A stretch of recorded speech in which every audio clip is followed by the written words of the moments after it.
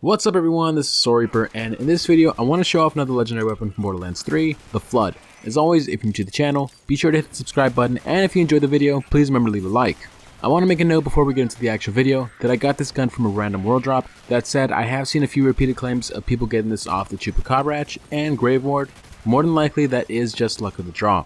So the Flood is a legendary Jakobs revolver that has a ridiculously high rate of fire. Now of course, Jakobs guns have always been the pull the trigger as fast as you can manufacturer, but that's not the case here with this gun. Instead, it shoots full auto, but as a result, it does take a bit of a hit in terms of accuracy. Despite that though, it's still a very effective weapon, especially when you're using it up close. Unlike the Rowan's Call, which is also a Jakobs, this gun does not appear to come in a potential elemental form, but despite that, this gun still excels at what it does best, having a high rate of fire.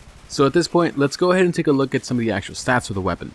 You'll notice that besides the rate of fire, there really isn't anything that stands out too much for this gun. Its base damage is nothing to scoff at of course, but there are other options which might suit you better, particularly those in the elemental form. Now when using this gun, you really need to make sure you keep your gunfights up close because of the poor accuracy that I mentioned earlier. If you're firing from the hip, you'll see that the spread from this weapon can be quite large, and if you're aiming down sights, the recoil is another issue completely. So again, if you are using this gun, make sure to keep your fights up close, or if you're aiming at longer distances, try to get the big targets first. Like most guns with a high rate of fire, it will burn through your ammo pretty quickly. With that in mind, I'd say this gun is best suited with characters like Moze or Flak, as they have skills that can regenerate some of your ammo.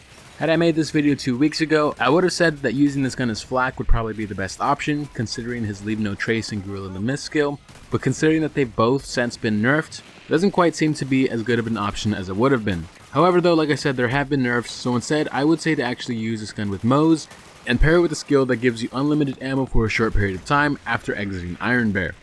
Regardless of whoever you're playing though, I'd say to give this gun a go. It can be really fun, like I said, especially if you are using it up close. The only real issue is the accuracy.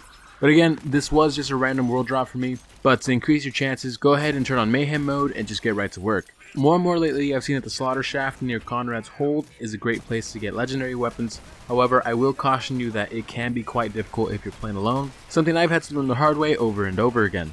But anyways guys, that's going to be it for the video. Thank you all for watching. Let me know down in the comment sections your impressions of this gun, and if you've had a chance to use it yourself, your opinions on the actual weapon. If you enjoyed the video, please remember to leave a like, subscribe for more content in the future, and I will see you next time.